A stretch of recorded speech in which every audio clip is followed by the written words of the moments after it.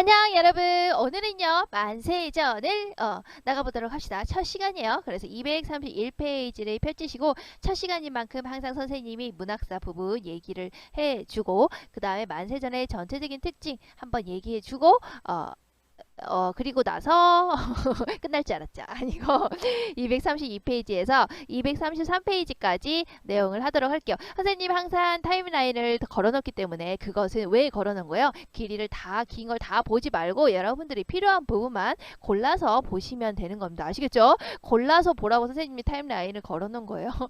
자, 그러면 이제 여러분들이 보충을 하면서 뭐 놓쳤거나 뭐 못 봤거나 이런 것들을 다시 한번 보고 필기도 놓쳤거나 이런 것들을 다시 한번 점검을 하시면 되겠죠. 자, 여기 보시면 이게 주인공인 거죠. 주인공 얼굴이 왜 이 모양이에요? 그냥 그렇다고요. 죄송합니다.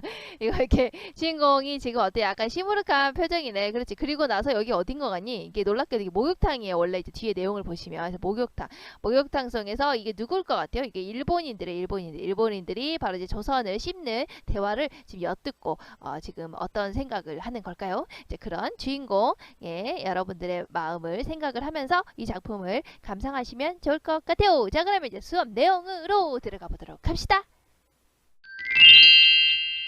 안녕하세요. 자, 우리 거기 이제 페이지 278페이지를 한번 펼쳐보세요. 278페이지를 펼치시면 이제 거기에 이제 만세전에 관련된 그 시대 상황이 나와 있거든요. 그걸 한번 우리가 간단히 보고 넘어가도록 합시다. 선생님 얘기했듯이 문학사에 관련된 부분은 여러분들이 시험 보고 있을 때 선생님은 문학사를 조금씩 이제 올리도록 할게요. 저번에 이제 중세 후기부터 끊어졌으니까 끊어진 부분부터해서 이제 근현대까지 쭉 이제 여러분들이랑은 이제 뭐 시험 보고 시험 끝나고 나면 여러분들이랑 또 재밌는 시간을 보내니까 이제 그 시간 동안에 선생님은 쭉 이제 그 문학사 강의를 올릴 테니까 문학사는 사실은 문학을 공부하면 당연히 알고 있어야 돼요. 기본으로. 그래서 여러분들에게 도움이 됐으면 좋겠다라는 심정으로 이제 그때부터 선생님은 문학사 강의를 쭉 올릴 테니까 관심 있는 학생들은 한번 보고 이제 이런 느낌으로 문학사가 흘러가는구나 이렇게 한번 정리를 한번 해두면 나중에 문학 공부를 할 때 이제 어렵지 않겠죠. 자, 그럼 볼까요? 근현대 문화, 이제 근대하고 현대를 합쳐가지고 이제 근현대라고 이제 얘기를 해요. 이제 보통 이제 근현대로 넘어가게 되면서 이제 10년 단위로 보통 끊는데요. 이제 그거는 이제 그때마다 이제 중요한 사건들이 있었기 때문에 이제 그렇게 끊는 거라고 생각하시면 될 것 같아요. 자, 근대 문학의 형성기에 국권의 향시, 그래서 근현대 문학에는 이제 여러 가지 사건들이 굵직굵직하게 일어나는데요. 그 사건마다 이제 우리가 이렇게 시대의 흐름을 나눴다고 보시면 됩니다. 그래서 이제 근대문학 형성기에는 이제 뭐니 해도 이제 제일 처음 등장한 거는 이제 일제 강점기의 시절이 먼저 등장을 했겠죠. 그래서 우리의 이제 근대 문학은 근대가 시작이 되면서 이제 근대화를 추구하면서도 동시에 이제 일제 강점기의 상황에 대비해야 되는 이제 국권의 회복을 계속 원하게 되는 그런 이제 두 가지의 목표를 지니게 됐다라고 보시면 돼요. 그러면서 이제 근대 문학이 뭐 여러 가지 새로운 형식, 뭐 현실 비판 이런 것들이 나타나게 되었구나. 이거는 이제 문학사 할 때 구체적으로 하도록 할게요. 어쨌든 이런 흐름 속에서 우리가 10년대, 20년대를 나누는데요. 일단 이제 10년대 같은 경우는 뒤에 이제 우리가 어차피 이강수의 무정을 할 거기 때문에 그 1910년대의 대표적인 거는 이광수의 무정 작품이거든요. 그래서 이제 계몽주의가 등장했다라는 게 바로 계몽의식이 등장했다라는 게 특징이고 우리가 이제 이번 시간에 할 만세전 같은 경우는 1920년대 들어서 이제 3.1운동과 이제 맞물려서 이제 우리가 작품을 이해할 수밖에 없는 그런 작품인 바로 염상섭의 만세전이라는 작품이 되는 겁니다. 염상섭의 만세전은요 제목에서 우리가 알 수 있듯이 만세가 뭘까요? 3.1운동 만세! 바로 그 만세예요. 그래서 3.1 운동이 일어나기 바로 직전의 상황을 담고 있는 소설이 바로 염상섭의 만세전이라고 한답니다. 특히 염상섭 같은 경우에는 언론인이었어요. 그래서 좀 사실적으로 있는 그대로 드러내는 게 특징이라고 보시면 됩니다. 그래서 염상섭이랑 대표적인 사실주의 작가로서 현진건이라는 작가가 있는데요. 현진건이나 염상섭 모두 다 있는 그대로 사실 있는 그대로 드러내는 사실주의 작품을 쓴 작가로 유명하다라고 보시면 돼요. 특히 이제 언론인으로서 이제 그렇게 있었던 그런 경험이랑 맞물려서 이런 상황들을 사실적으로 있는 그대로 드러내는 걸 사실주의라고 하거든요. 그래서 있는 그대로 드러내는 사실주의의 노선을 타고 있다. 특히 대표적인 것은 이제 만세전이라는 작품이랑 그리고 3대라는 작품이 있거든요. 3대라는 것은 1대, 2대, 3대에 걸친 인간의 모습을 보여주면서 가족의 모습을 보여주면서 이제 그 흘러가는 또 그 시점마다 여러 가지 굵직굵직한 사건들이 있거든요. 이제 그런 것들을 이제 사실적으로 역시 보여주고 있는 대표적인 연상섭 작가의 소설이라고 보시면 돼요. 사실주의는요, 우리가 이제 같은 말로 리얼리즘이라고 해요. 같은 말이죠. 이제 리얼리즘이라고 하는데 리얼리즘 역시 서구의 그런 사조예요. 그래서 리얼리즘의 영향을 받아서 이제 우리나라에서도 이때쯤 이제 1920년대라는 그런 이제 시대 상황, 즉 3.1운동이라는 시대 상황, 일제강점기라는 시대와 맞물려서 이제 그 시대를 있는 그대로 표현하는 이제 사실주의가 등장을 하게 되었고, 염상섭이 그리고 이제 염상섭과 그리고 현진건이 대표 작가라고 여러분들이 생각을 하시면 됩니다. 그래서 우리가 이제 염상섭이라는 작가의 근현대 시대를 본다면 특히 이제 근대로 들어오게 되면서 이제 국권을 잃어버리게 되고 3.1운동이 일어나게 되잖아요. 요 이제 3.1운동이 일어나기 요가 맞물려서 나온 게 이제 만세전의 시기라고 보시면 되는 겁니다. 뒷부분에 여기 이제 선생님이 정리해놓은 뭐 이런 거는요, 나중에 이제 문학사 공부를 선생님이 이제 문학사 강의 올린다고 했잖아요. 그때 이제 문학사를 공부하면서 선생님이 어차피 자료를 전부 다 또 올려놨잖아요. 밴드에 다 올려놨기 때문에 여러분들이 이제 거기서 이제 다 다운받아서 보시면 되고, 선생님이 이제 그 자료를 바탕으로 해서 문학사 강의를 해줄 테니까 여러분들이 그때 한번 이제 문학사 한번 쭉 훑을 때 그때 이제 자세하게 설명을 해줄게요. 어쨌든 이제 3.1운동이라는 시점과 맞물려서 사실주의 기법으로 지금 적혀져 있는 작품이 바로 이제 만세전이라는 작품이구나. 이제 이렇게 생각을 하시고 여러분들이 작품을 보시면 될 것 같아요. 자, 그러면 들어가기 전에 우리가 이제 작가하고 그리고 전체 줄거리 한번 우리가 연달아서 보도록 합시다.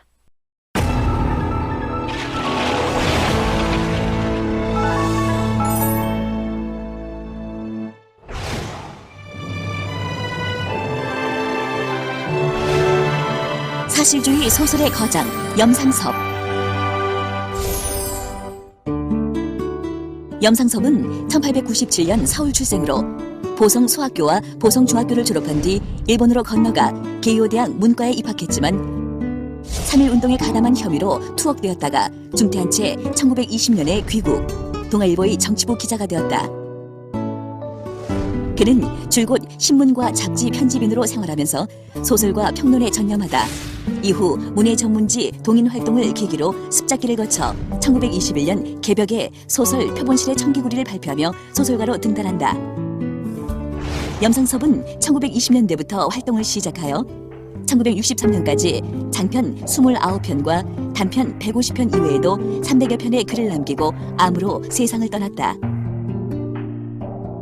그의 작품 초기에는 침통한 분위기를 자아내는 자연주의적 경향이 짙었으나 이후 사회 전반을 다루는 경향으로 나아가면서부터는 보다 치밀한 구성과 객관적인 현실 관찰, 정확한 묘사로 휴머니즘에 뿌리박은 자유주의를 유감없이 발휘하며 우리나라의 사실주의 문학의 대표 작가로 손꼽히게 된다. 만세전은 염상섭의 중편 소설로 1919년 이전에 일제치하에 신음하던 암담한 현실을 배경으로 우리 민족을 냉철히 비판한 작품이다. 3.1운동 직전인 1918년 겨울을 시간적 배경으로 한 이 작품은 동경 유학생인 이인화가 조선에 있는 아내가 위독하다는 전보를 받고 귀국하는 동안 목격하게 되는 여러 현실들을 사실적으로 묘사하고 있다. 만세전은 식민지 시대의 대표적인 문학 작품 중 하나로 작가로서 염상섭의 위치를 굳혀준 작품이기도 하다. 한국 현대소설의 개척자 염상섭.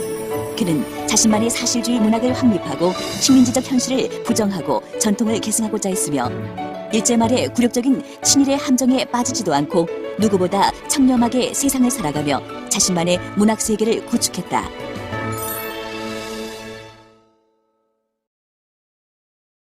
자, 그럼 이어서 작품의 전체 줄거리 같이 보도록 합시다.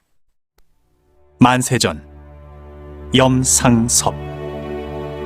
조선의 3.1운동이 일어나기 바로 전해 겨울, 일본 동경의 W대학에서 유학생활 중인 나는 조선에 있는 아내가 위독하다는 전보를 받게 된다. 그러나 나는 귀국하는 길에 이발소에 들러 면도를 하고 단골 카페에 가서 일본 여자를 만나기도 하며 별다른 업무도 없이 고베에서 하룻밤 머무르기도 한다. 부산으로 가는 연락선을 타기 위해 시모노세키에 도착한 나는 영문도 모른 채 일본인 형사들에게 국적이 어딘지 검문을 당하게 된다. 형사들을 피해 연락선 안에 목욕탕으로 들어간 나는 그곳에서 일본인들의 대화를 듣게 된다. 그런데 그들은 조선인을 낮잡아 부르고 야만인으로 여기는 것도 모자라 조선 노동자들을 속여 일본 공장이나 광산으로 파는 일을 훌륭한 직업이라고 말한다. 조선의 참담한 현실을 알게 된 나는 놀라움과 분노에 휩싸인다. 그리고 나는 그간 자신이 부모님 덕에 일본에서 편하게 유학 생활했음을 깨닫고 조선이 겪고 있는 고통에 대해서 무지했음을 반성한다. 목욕을 마친 후 나는 일본인 형사들에게 무단 검문을 당하고 부산에 도착한 후에도 또다시 형사들의 조사를 받는다. 나는 부산에서 김천으로 이동하여 형을 만난다. 형은 일본인들의 조선 진출이 좋은 기회라고 생각하며 자신의 집을 비싸게 팔 궁리를 한다. 또한 법이 바뀌어 공동묘지밖에 쓸 수 없다며 산소 걱정을 한다.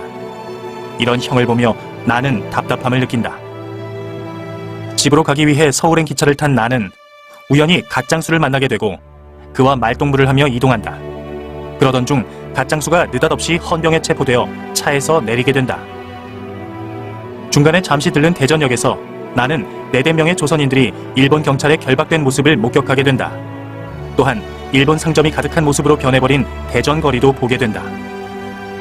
계속해서 맞닥뜨리게 되는 조선의 식민지 현실과 부조리한 상황을 적극적으로 해결하지 못하는 무기력한 조선인들의 모습에 나는 분노를 느낀다. 그리고 나는 조선을 구더기가 들끓는 공동묘지라고 생각한다. 나는 서울에 도착하였지만 이미 아내는 죽음을 맞이한 상황이다. 장례를 치른 뒤 나는 새로운 삶을 살아야겠다고 결심하고 도망치듯 다시 동경으로 떠난다. 선생님이 이제 칠판 위에 이제 항상 적으면서 설명을 했을 거예요. 이제 그거를 다시 한번 보도록 합시다. 이게 이제 전체적인 틀이에요. 만세전의 전체적인 틀. 그래서 이거를 이제 이해하고 여러분들 작품을 보면 조금 더 이제 조금 더 수월하게 이제 이 작품 자체를 이해를 할 수 있기 때문에 이 작품은 방금 때 얘기했듯이 사실주의라고 했죠. 1920년대의 상황. 근데 여기는 이제 엄밀히 보면 3.1 운동이 우리가 1919년에 일어났기 때문에 그 이전이니까 약간 이제 1910년대를 배경으로 하고 있다라고 보시면 돼요. 근데 사실주의가 이제 리얼리즘이라고 엮으면 이제 1920년대로 다 엮는 건데 작품의 내용은 사실은 1919년 이전의 상황인 거잖아요. 그러니까는 뭐 1910년대의 상황을 담고 있죠. 근데 담고 있는데 그 이제 담고 있는 방식이 이제 사실주의라는 거예요. 그래서 사실주의는 있는 그대로 드러내는 것을 말합니다. 자, 그리고 이제 이 소설의 시점은 이제 1인칭 주인공 시점이에요. 나라고 하는 주인공이요. 이름이 이인하거든요. 나라고 하는 주인공이 자기가 보고 느끼고 있는 그대로를 제시하고 있다라는 거예요. 그러다 보니까 굉장히 생생하게 우리가 그 장면을 느낄 수 있다라는 게 특징이 되는 겁니다. 그리고 여로형 구조요. 여로형 구조 우리 배웠었죠. 소설가 구보시의 1일에서 이제 거기서는 약간 조금 부족한 여로형 구성이었잖아요. 여로라는 것은 여는 여행하는 길, 로는 길이에요. 그래서 여행하는 컨셉의 우리가 이제 그런 구조 방식을 우리가 이제 여로형 구조라고 하죠. 그래서 여기서는 주인공인 나, 즉 이나가 바로 동경에 있죠. 동경에서 유학 생활을 하고 있어요. 그러다가 전보를 받아요. 아내가 위독하다고요. 그래서 서울 즉 경성으로 가게 되죠. 당시에는 이제 우리가 이제 경성으로 가려면 어떻게 해야 돼요? 이제 배를 타고 가야겠죠. 그래서 배를 타고 가면서 배 안에서 이제 이 일본인들이 하는 말을 듣게 된답니다. 배 안에 있는 뭐예요? 목욕탕 안에서 일본인들이 하는 대화를 듣게 되죠. 이제 그걸 들으면서 이제 조선의 현실을 깨닫게 돼요. 와, 이렇게 일제의 수탈이 심했었구나 이런 거. 하지만 이제 경성에 다 도착을 해서 아내가 죽고 난 다음에 다시 뭔가를 하지 않고 다시 도망치듯이 동경으로 돌아오게 돼요. 그래서 원래 갔던 원점에서 갔다가 다시 원점으로 돌아왔죠. 그래서 여행을 하는 여로형 구조이지만 그 여러형 구조 중에서도 원점으로 다시 왔던 대로 다시 돌아가는 구조의 원점 회귀형 구조가 드러나 있죠. 이 세 가지를 써서 이 세 가지의 방법을 통해서 요것들을 드러내고 있다라고 보시면 돼요. 여기서 이제 크게 세 가지를 비판을 하고 있는데요. 당연히 당시에 일제 식민지 시대였으니까 조선을 수탈하고 있는 일제를 비판하고 있는 거겠죠. 자, 그리고 그리고 뒷부분에 나오지만 당하고 있지만 그 조선 같은 경우에는 이제 뒷부분에 나오는데 이제 형이 굉장히 본관적인 사고 방식에 취해 있다라는 게 나오거든요. 아직도 이제 남자 선호 사상에 빠져가지고 뭐라고 나오냐면 남자 이렇게 그 아들을 낳지 못했다고 이제 다시 새로운 아내를 맞이했다. 뭐 이런 내용이 뒷부분에 나와요. 이제 그런 걸 봤을 때 아직도 본건적인 사고 방식에 사로잡혀 있더라 조선은. 그리고 이렇게 일제 수탈을 당하고 있으면서도 굉장히 무기력하더라 라고 하는 조선의 모습을 비판하고 있죠. 거기다가 자 지식인이죠. 자 이런 현실을 알고 있어요. 일제가 수탈을 하고 있고요. 조선이 무기력하고 이런 것들을 알고 있는데도 누가요? 바로 지식인이요. 여기 지금 여행하는 나가 바로 지식인이죠. 동경에서 유학을 하고 있으니까요. 자 그런데 알고는 있어요. 인식은 하고 있어요. 하지만 행동하지 않죠. 적극적으로 행동하지 않고 결국에 다시 돌아가 버리죠. 도망치듯이 돌아가 버리잖아요. 이런 소극적인 지식인, 이것들을 이제 일제 조선 바로 행동하지 않는 소극적인 지식인들을 바로 비판을 하고 있죠. 어떻게? 사실적으로 드러내고 있고 1인칭 주인공 시점을 통해서 드러내고 있고 그 여러형 구조에서 특히나 원점 회귀형 구조를 통해서 동경에서 서울로 다시 갔다가 다시 동경으로 도망치듯이 돌아가는, 아무것도 하지 않고 행동하지 않고 다시 돌아가는 요 원점 회귀형 구조를 통해서 바로 요 세 가지를 비판하는 것을 효과적으로 드러내고 있는 거랍니다. 자, 그럼 232페이지를 펼치시고 우리 본문 내용 들어가 보도록 합시다. 자, 위에 써있죠. 자, 만세전은 언제라고요? 3.1운동 직전에 암울한 시대 상황을 어떻게 사실적으로 그린 소설이다. 사실주의 소설이다. 얘기했죠. 있는 그대로 드러내고 있다. 사실주의 염삼서 소설의 특징입니다. 일제강점기의 시대 상황을 생각하면서 작품을 감상해보자. 일제강점기의 시대가 배경이구나 라는 것을 알 수가 있겠죠. 자, 만세전 했을 때 만세라는 것은요 3.1운동 만세! 자, 그 만세예요. 자, 그 만세가 일어나기 전이라는 게 바로 제목 이름이에요. 그래서 3.1운동 만세가 일어나기 바로 직전의 상황이죠. 그래서 여러분이 이 소설을 읽고 나면은 왜 3.1운동이 일어날 수밖에 없었는가 하는 그런 모습을 알 수가 있어요. 식민지화가 점점 되어가는 조선의 현실을 보면서 결국에 그래서 우리가 3.1 운동을 할 수밖에 없었구나라는 현실을 우리가 이제 이 소설을 읽게 되면 그 3.1 운동이 일어나기 직전에 조선의 이 식민지화가 되어가고 있는 현실 이런 것들을 여러분들이 이제 알 수가 있을 거예요. 자, 앞부분의 줄거리를 볼게요. 이미 선생님이 전체 줄거리를 보여줬죠. 이제 보여줬기 때문에 여러분들은 이제 쉬운 마음으로 볼 수 있을 거예요. 자, 조선에 3.1운동이 일어나기 바로 전에, 자, 이걸 봤을 때 3.1운동 만세가 일어나기 바로 전이라고 나와 있죠. 그러니까 이게 뭐예요? 작품의 제목과 연결이 되는 내용이네요. 자, 3.1운동 만세가 일어나기 바로 전 해서 만세전이라는 이름을 그대로 얘기하고 있죠. 참고로 이제 이거 얘기를 해주자면 원래 제목은요 만세전이 아니었고요 묘지였어요. 묘지. 그러니까 염상섭이라는 작가가 바로 어때요? 3.1운동이 일어나기 바로 전에 식민지화가 되어버린 조선의 이 현실을 어떻게 생각했다는 거야? 묘지라고 생각을 했다라는 겁니다. 그것을 이제 나중에 이제 만세전으로 이름을 바꾼 것이죠.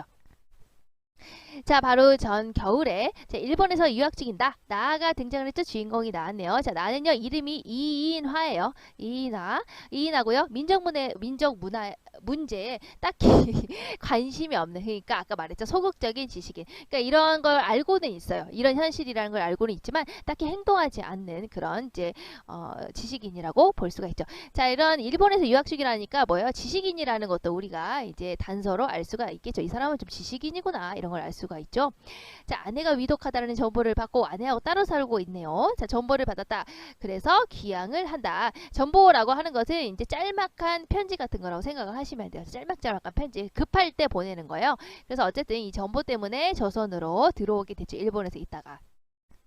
늘 아프던 아내가, 그러니까 아내는 좀 아팠네 항상. 아내가 위독하다는 정보를 받았는데도 나는 별다른 충격을 받지 않는다. 이걸 봤을 때 아내를 그렇게 막 썩 좋아하고 있지는 않았다라는 거 우리가 또 그런 것도 알 수 있죠. 자, 기차 시간까지는 여유가 있다는 이유로 단골 카페에 가서 그곳에서 일하는 정자를 만나 또 다른 여자를 만나네요. 뭐죠 이 남자? 자, 술을 마시거나 그러니까 계속 미적미적대고 있죠. 사실은 받자마자 빨리 가야 되잖아. 근데 그냥 좀 카페에 가서 또 아는 여자랑 술도 마시고 막 이러면서 시간을 때우고 있다는 거 자체도 이 사람도 좀 그렇죠. 자, 음악학교 선생을 또 만나면서 늦장을 부린다. 귀국하는 배에 올라서는 미행하는 일본 형사에게 계속 시달리면서 울분을 삭힌다. 이제 조선인이니까 계속 이제 일본 형사가 따라붙었던 모양이야. 자, 그러다가 나는 일본 형사를 피해서 배 안에 욕실로 들어간다. 자, 이 배 안에 그러니까 바로 동경에서 일본에서 그리고 이제 여기 조선으로 가기 위해서 배를 탔는데 그 배를 타고 가는 그 안에서 일어난 일이에요. 그 배 안에 있는 뭐 욕실에서 목욕탕에서 일어난 것이죠. 자, 거기서 이제 무엇을 목격하게 되냐? 바로 일본인들이 조선에 대해서 이러쿵저러쿵 얘기를 하는데요. 그 안에서 조선의 현실이 이렇구나라는 것을 듣게 되고요. 거기서 이제 울분을 느끼게 되는 거랍니다. 자, 그럼 여기서부터가 이제 본격적인 본문이라고 볼 수가 있겠네요. 자, 이제 거기 목욕탕 안에 욕실에서 일본인이 이렇게 말했다는 거야. 어쨌든 10년이라면 한미천 잡으셨겠구려. 이렇게 말이죠. 10년이라고 했으니까 자, 우리가 이제 국권을 피탈 당한 이후에 우리가 이제 우리 주권을 잃어버린 이후에 한 10년 정도의 시간이 흘렀구나. 그러니까 이제 일본인들끼리 이런 대화를 하는 거지. 10년 동안이나 이런 일을 했겠군요. 이렇게 하는 거 보니까 우리가 나라를 뺏긴 지 10년이 됐구나라는 걸 이제 이런 대사를 통해서 알 수 있죠. 자, 한미천이라는 것은 아시죠? 이제 막 크게 한몫 잡았겠군요. 뭐 이런 뜻이에요. 자, 이번에는 상인 비슷한 자가 입을 벌렸다. 웬걸요? 이젠 조선도 밝아져서 처음처럼 한미천 잡기는 어렵지만 조선도 밝아졌다. 그러니까 조선도 조금 사람들이 세상 물정을 알게 돼서 뜯어먹기가 좀 어렵긴 하다. 뭐 이런 뜻이에요. 아유, 그러나 조선 사람들은 좀 어때요? 이렇게 물어보니까 자, 뭐라고 얘기를 하냐? 여보 말씀이요. 자, 여보라고 하는 것은 바로 일본인이 한국인을 낮춰서 좀 비하하는 표현이에요. 여러분들 잘 아는 표현은 뭐 조센진 뭐 이런 거 있죠. 뭐 그런 느낌이에요. 자, 조센진 말씀이야 이러면서 젊은 놈들은 그래도 제법이지만은 젊은 놈들은 좀 제법 좀 근대화가 되어가고 조금 똑똑해졌지만은 그래도 뭐 천에 들어가면 대만의 생본보다는 낫다요. 뭐 이렇게 생본이라고 하는 것은 이제 대만에 있는 생본이라는 것은 원신, 야만인 뭐 이런 거라고 생각하시면 돼요. 야만인들보다는 좀 낫지 않아요? 그러니까 이걸 봤을 때 역시 조선인을 비하하고 있는 표현을 하고 있죠. 자, 그거보다 좀 나을까? 이제 가서 보시오. 하하하 이렇게 하는 걸 봤을 때 비웃음을 나타내고 있죠. 대만의 생번이라는 말에 대만의 야만인이라는 말에 그 욕탕 안에 들어앉았던 사람들은 나만 빼놓고는 모두 껄껄 웃었다. 이걸 봤을 때 나만 빼놓고는 모두 웃었다라는 것에서 이거는 대놓고 바로 조선인을 비하하는 표현이었잖아요. 근데 이걸 듣고 다들 웃었다는 것을 봤을 때 나 빼고는 모두 일본인이었구나 라는 것을 이제 이런 것도 우리가 알 수가 있겠죠. 그러나 나는 기가 막혀 입술을 악물고 치어다 보았으나 자, 치어다 보았다라는 것은 이렇게 눈을 이렇게 눈이야 눈 보세요. 이게 눈을 위로 이렇게 뜨는 거 있죠. 눈을 이렇게 뭐야 이 자식 이렇게 약간 무서운데 이 약간 이거 이렇게 눈을 쳐다보면서 위로 이렇게 보면서 찡그리고 이런 게 약간 치어다 보는 거 이렇게 치어다 보고 이를 악물고 있는 거 이를 악물고 대충 느낌 알죠? 느낌 진짜 이렇게 그림이에요. 이렇게 생겼다. 어쨌든 조선인을 비우는 행동에 뭘 느꼈다는 거야. 악물고 치어다 보았다라는 점에서 이 악물고 이렇게 위를 막 째려보는 거야. 째려본다는 것은 분노를 느꼈다는 거죠. 근데 사실은 이렇게 자기 나라를 대놓고 욕하면은 한 대 때릴 수도 있고 아니면 같이 욕을 해줄 수도 있고 그런 거잖아요. 하지만 이 사람은 어떻게 하고 있어요? 그냥 입술을 악물고 위를 째려다보고 있을 뿐이에요. 째려보고 있을 뿐이에요. 그런 걸 봤을 때 어때요? 모멸감을 느끼고 있지만 좀 소극적인 지식인이구나 라는 것도 우리가 알 수가 있죠. 위로 그냥 째려보고만 있잖아요. 자, 그렇게 째려봤지만 또 심지어 더운 김에 설이어서 이제 욕탕이었으니까 목욕탕이었으니까 더운 김이 샥 있어가지고 걸자들에게는 분명히 보이지 않는 모양이다. 또 이런 째려보는 것도 안 보여. 또 이게 굉장히 소극적인 째려봄이네요. 그렇죠? 더운 김이 있어가지고 내가 째려보고 있다는 사실도 그 사람들은 몰라요. 자, 걸자라는 것은 이제 그 상대방을 3인칭 상대방을 바로 이제 낮잡아서 이름은 말이에요. 아까 이제 그 사람들이 요보라고 이렇게 얕잡아봤으니까 나도 이제 저 사람들을 걸자라고 하는 거야. 이게 그 새끼 그놈 막 이런 느낌이라고 보시면 돼요. 그러니까 그놈들에게는 분명히 보이지 않는 모양이었다. 막 이런 느낌이죠. 그리고 나서 욕계 그러니까 목욕을 하러 온 손님은 차차 꾸역꾸역 쏟아져 들어온다. 그러니까 나는 조선인을 여기까지가 이제 조선인을 멸시하는 일본인들의 대화를 엿듣게 됐다라는 것이죠. 자, 그러면서 여기서부터 본인 즉 나의 생각 주인공 나의 생각이 들어가 있습니다. 자, 뭐라고 하는 것이냐 이렇게 생각을 했다는 거야. 사실 말이지 나는 그 소위 우국지사는 아니나 자 사실 말이지 나는 그 소위 우국지사 나라를 걱정하는 선비 그러니까 나라가 망해가는 것을 안타까워하거나 막 그런 거 우리 우리 봤었죠. 고려 말에 뭐 시조 이런 거 했을 때 고려가 망하고 조선이 생겨날 때 망해가는 고려를 향해서 안타까움을 가지면서 우리 고려 이렇게 하는 거 있죠. 이렇게 나라가 망해갔을 때 안타까워하는 그런 이제 절개에 있는 선비 이런 것을 우리가 이제 의국지사예요. 자, 그러니까 굉장히 애국심이 투철한 그런 걸 말하는 거예요. 그러니까 내가 딱히 그렇게 애국심이 엄청 투철하지는 않지만 그런 뜻이겠죠. 그러니까 나는 추천한 어떤 민족의식 같은 거, 우국지사 같은 건 아니었지만 이런 걸 알고 있었다는 거야. 자기가 만국의 백성이라는 것은 어느 때나 잊지 않고 있기는 하다. 하지만 내가 나라를 잃어버린 그런 조선의 백성이라는 것은 알고는 있다라는 것이죠. 학교나 하숙에서 지내는 데는 일본 사람과 오히려 통사정을 하는 이만큼 좀 낫다. 그러니까 학교나 하숙을 하고 지낼 때는 일본 사람들하고 이제 오히려 딱한 형편을 얘기하고 이러는 것보다는 좀 낫다 이런 거야. 자, 그러니만큼 좀 낫다. 그러나 그 외의 경우에 고통은 참을 수 없는 때가 많다. 그러니까 이제 이런 걸 봤을 때 일본에 대한 적개심은 좀 가지고 있죠. 하지만 지식인이 어때? 굉장히 좀 냉정하고 지식인으로서 사태를 바라보고 있는 게 우리나라를 바라보고 있는 시선이 좀 냉정하고 그리고 알고는 있지만 행동하지 않는 좀 소극적인 모습이라는 것도 우리가 알 수가 있죠. 자, 그러면 그 다음 페이지로 넘어갑시다. 자, 그 다음 페이지를 넘어가서 그러나 또 한편으로 생각하면 만국의 백성이 된 지 벌써 그 10년 동안 아까 이제 처음에 봤었죠? 어쨌든 10년이라면 한미천 자비석개꾸리아라는 그 일본인의 대화에서 국권을 잃어버린 지 10년 정도 시간이 흘렀다라고 했잖아요. 그러니까 여기서 똑같아요. 만국의 백성이 된 지 벌써 10년 동안, 그러니까 10년이 지났다. 우리가 나라를 잃은 지 10년이 지났다. 역시 또 알 수 있죠. 이제는 무관심하도록 주의가 관대하게 내버려뒀다. 그냥 뭐 이제 무감각하게 되었다라는 겁니다. 그러니까 차별 대우를 받고 이런 데도 무감각하고 또 식민지 상황에도 무감각해져 버린 때가 됐다라는 거예요. 그러니까 이런 이제 나라를 잃어버린 그런 시대 현실을 대하는 주인공의 나의 태도가 우리가 알 수가 있죠. 내버려두고 그냥 뭐 그런가 보다 이렇게 생각을 했다라는 거야.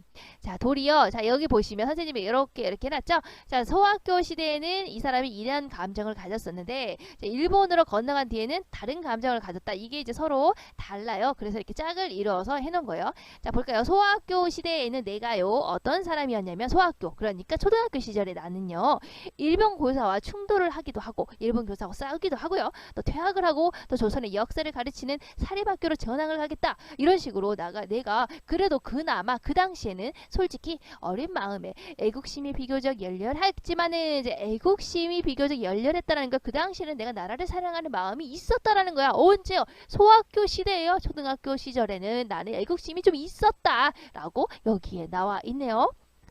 그런데 차차 지각이 나자마자 차카 이제 좀 생각을 좀 할 수 있고 차리 분별이 되자마자 바로 일본으로 건너간 뒤에는 내가 좀 변했다라는 거야. 어떻게? 지금처럼 약간 시니컬하게 변했다는 거지. 간혹 심사가 틀리는 일을 당하거나 그러니까 심리 상태가 조금 나빠지는 뭐 그런 일이 좀 생기거나 1년에 한 번씩 기구 가는 길에 또 학원은 시모노세키 일본의 그 지명이요.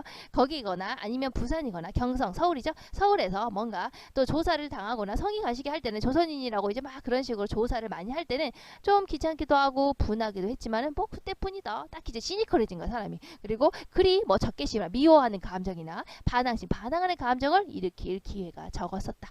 자, 그러니까 어땠다고 얘기를 하고 있어요. 앞에 거하고 서로 대조되게 얘기를 하고 있죠. 앞부분에서는 뭐라고 그랬어요? 소학교 시절에는 애국심이라는 게 내가 그래도 좀 있었다. 그래서 조선의 역사를 가르치는 사립학교로 내가 전학을 가겠다. 일본 교사하고 싸우기도 했다. 애국심이 있었다. 언제? 소학교 시절에는요. 초등학교 시절에는 그랬다라는 거야 내가. 하지만 일본으로 내가 건너간 뒤에는 어땠다는 거야. 일본으로 유학을 가서는 좀 귀찮게 느껴지기도 하고 좀 분하기도 했지만 뭐 그냥 일본인들이 일본인 이제 경찰이 나를 괴롭히고 이래도 그냥 그때뿐이고 그리 뭐 미워하는 감정이나 반항심 같은 것도 뭐 그냥 별로 그냥 가지고 있지 않는 그런 약간 이제 무감각해진 약간 그런 시니컬해진 그런 모습으로 바뀌었다라고 나와 있어요. 자, 그러면서 적개심과 반항심이라는 감정에 대해서 아주 길게 설명을 하고 있어요. 자, 그러니까 우리가 잘 정리를 해둡시다. 적개심, 누군가를 미워하는 것, 반항하는 감정이라는 것은 압박과 학대에 전비례하는 것이나 그러니까 누군가가 이게 일제겠죠. 여기서는 일제가 압박을 가하거나 학대를 하거나 이렇게 하게 되면 적개심이나 반항심이 생긴다는 거야. 왜? 정비례한다고 했으니까 생긴다는 거야. 근데 기실, 그것은 민족적인 활로를 얻는 유일한 수단이다. 하지만 적개심이나 반항심은 꼭 가져야 하는 것이다. 왜?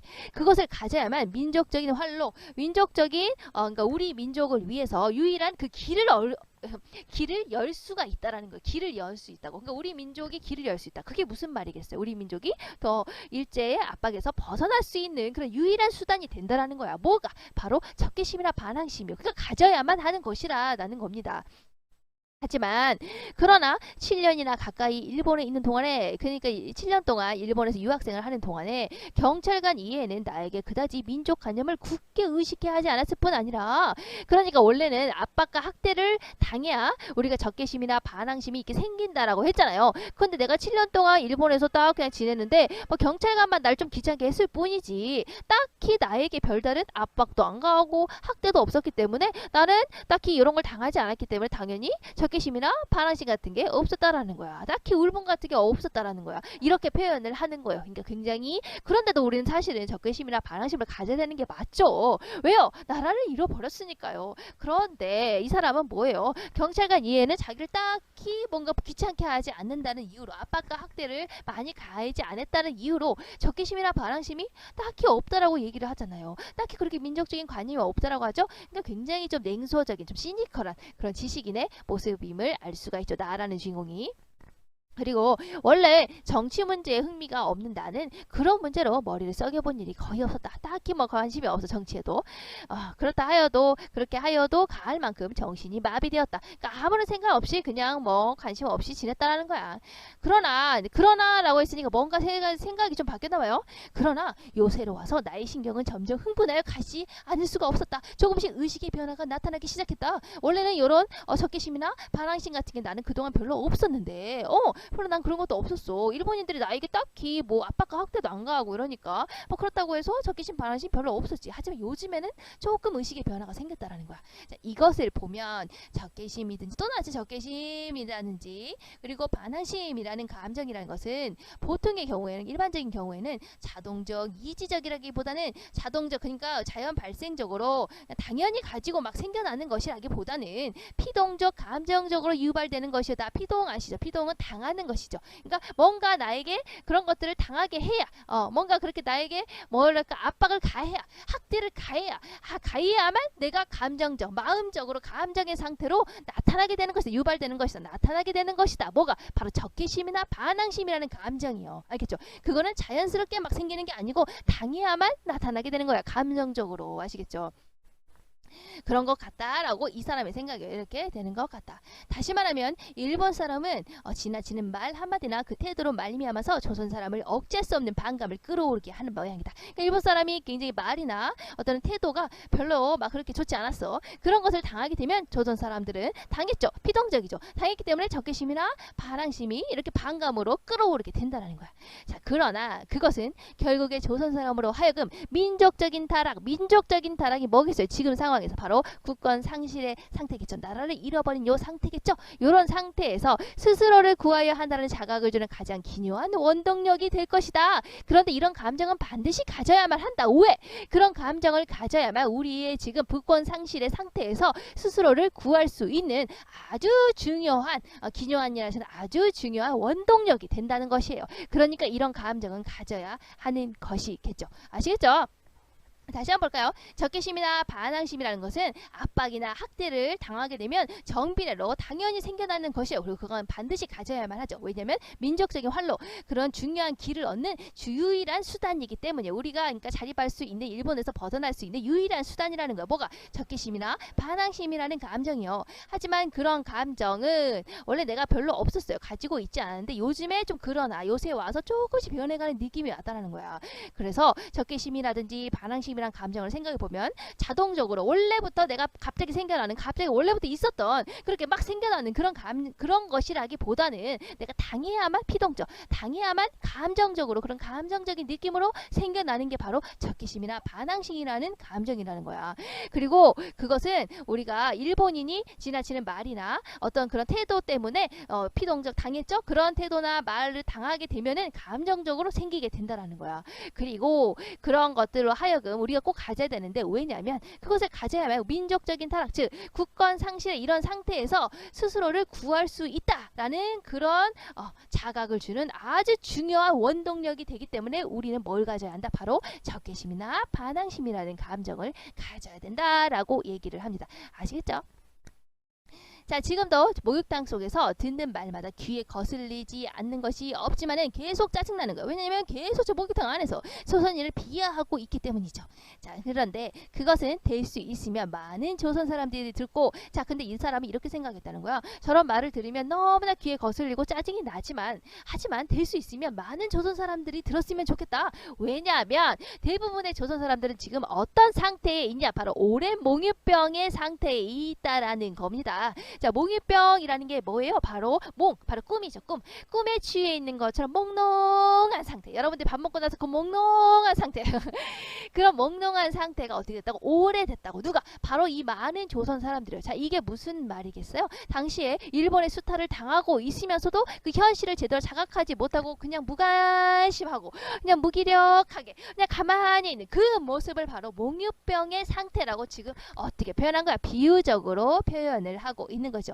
그리고 그 상태가 어떻게 됐다고? 오래돼 있다고. 아시겠죠? 그래서 오랜 몽유병의 상태에 있는 지금 조선인들에게 이 지금 이렇게 일본인들이 씹고 있는 말을 들려주고 싶다. 그래서 오랜 몽유병의 상태에 빠져 있는 조선인들을 깨어나게 해주고 싶다라고 이 사람이 생각을 하고 있습니다. 자, 그럼 이렇게 옆에 보시면 233페이지에 그 문제가 나와 있죠. 내가 조선 사람들의 상태를 오랜 몽유병이라고 표현한 까닭을 생각해보다. 우리 이제 이게 무슨 뜻인지 아시죠? 몽롱한 상태예요. 잠에 취해있는 몽롱한 상태. 그러니까 일본의 수탈을 당하면서도 그것을 깨닫지 못하고 있는 조선인의 그런 무기력한 상태, 무지한 상태, 이것을 비유적으로 표현한 말이라고 여러분들이 딱 기억을 하고 있어야 돼요. 그리고 그것이 어떻게 됐다고? 오래돼 있다고. 그렇죠? 그러니까 이 오랜 몽유병에 빠져있는 조선인들이 제발 부디 일본인들이 이렇게 씹고 있는 말을 듣고 좀 각성을 했으면 좋겠다라는 게 바로 이 나의 생각이었어요. 그래서 나는 조선 사람들이 일제의 나라를 빼앗긴 현실에 무관심, 그치? 무관심에 아무런 관심 없어. 투철한 민족의식이 없이 정신이 마비돼 있어, 몽롱해 있어. 이런 상태를 보이자 그런 상태에 몽유병에 빠져있다. 근데 그것이 어떻게 오랫동안 그렇게 되어 있다라고 비유해서 표현하고 있는 것이죠. 알겠죠? 그래서 오랜 몽유병이라는 것은 현실에 무관심하고 민족의식도 없고 정신이 마비되어 있는 듯한 그런 일제 수탈을 감지하지 못하고 살고 있는 그런 조선인의 상태를 비유적으로 표현을 한 단어입니다. 오랜 몽유병이라는 것이죠.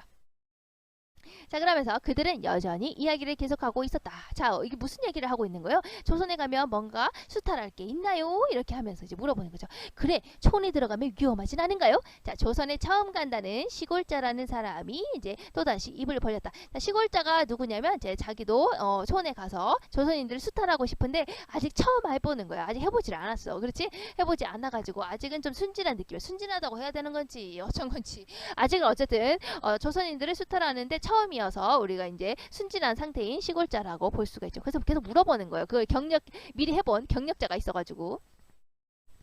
그래서 얘기를 해주죠. 이 사람 위험하지 않아요? 물어보니까 아유 뭘요? 어딜 가든지 조금 더 염려 없애다. 생번이라 하여도 그러니까 좀 야만인 같이 보여도 요번은 조센지는 좀 온순한 데가 있는 데다가 좀 순진해요. 그리고 가는 곳마다 우리가 순서가 있죠. 일본 병사들이 있죠. 그리고 일본의 헌병들이 있죠. 그러니까 뭐 하나 꼼짝할 수가 있나요? 우리 조선인들 우리가 수탈하기가 아주 수월해요. 이제 그런 뜻이겠죠. 그래서 이런 걸 봤을 때 지금 수탈이 엄청 심하거나 우리 이런 것도 알 수가 있겠죠. 그리고 그걸 보면 우리 데라우치상이 참 소홀하기 힘도 세지만 인물은 참 인물이야 이렇게 얘기를 하고 있죠. 자, 데라우치상이라고 하는 것은 데라우치 마사타케라고 나와 있죠. 그래서 1910년 한국 통감으로 취임을 하고 국권 피탈 이후에 초대 총독을 지냈다. 보시면 됩니다. 그래서 가혹한 그 우리의 이제 통치를 했던 그 바로 이제 수장 짱이 바로 이제 데라우치 상인 것이죠. 그래서 이제 여기서 데라우치 상이 그러니까 일본 거기 우리 점령해가지고 있는 그 총독, 자, 한국 통감이 굉장히 잘하고 있네요. 저 총독이 너무 일을 잘하고 있다. 지금 일본인들을 아주 점령을 잘하고 있다. 이렇게 지금 칭찬하고 있는 것이죠. 그러면서 매우 감격한 모양이다. 그래, 촌에 들어가서 할 게 뭐요? 이렇게 시골자가 물어봤죠. 그러니까 이제 뭐 하면서 돈 벌 수 있냐 그런 얘기겠죠. 자, 그러니까 할 것이야 많죠. 어딜 가기로 죽을 염려는 없지만 요새 돈 벌 것이 또 하나 있죠. 자본 없이 힘 안 들고 하하하 이렇게 하면서 이제 본격적으로 이제 조선인을 수탈하는 방법에 대해서 얘기해주고 있는 모습입니다. 자, 그러면 이제 여기까지 오늘은 하도록 해요. 뒤에 이제 넘어가서는 다음 시간에 하도록 합시다. 우리 오늘은 여기까지 하도록 해요. 다음 시간에 만나요. 안녕.